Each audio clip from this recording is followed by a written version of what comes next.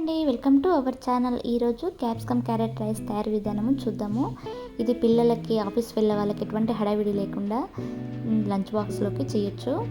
ముందుగా స్టవ్ వెలిగించుకొని ఒక ప్యాన్ పెట్టుకొని ప్యాన్ వేడెక్కిన తర్వాత 2 టేబుల్ స్పూన్ల నెయ్యి వేసుకొని, నెయ్యి వేడెక్కిన తర్వాత 1/2 ఇంచు దాల్చిన చెక్క, 1 లవంగము, యాలకులు, అనాస పువ్వు వేసుకొని క్యాప్సికమ్ ముక్కలు, క్యారెట్ ముక్కలు వేసుకొని దోరగా వేయించుకోవాలి.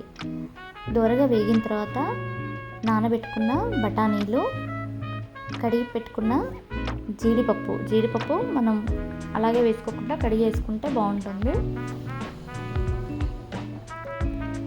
2 పచ్చిమిర్చి చీలికలు వేసుకొని ఒకసారి కలుపుకుందాము.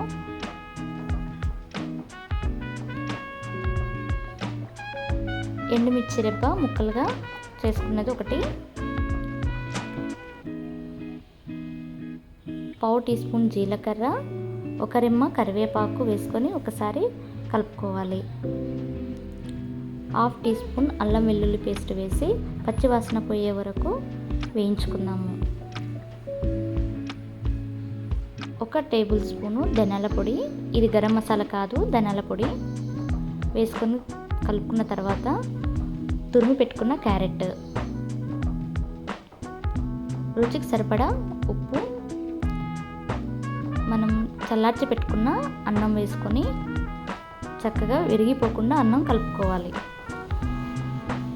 ఫైనల్గా కొత్తిమీర తురుము, 1/2 లెమన్ రసం వేసుకొని చక్కగా కలుపుకోవాలి. అంతే అండి, రెడీ అయిపోయింది. మీకు నచ్చిందా? ప్లీజ్ ట్రై చేస్తారు కదా. Like and share, subscribe my channel. Bye bye.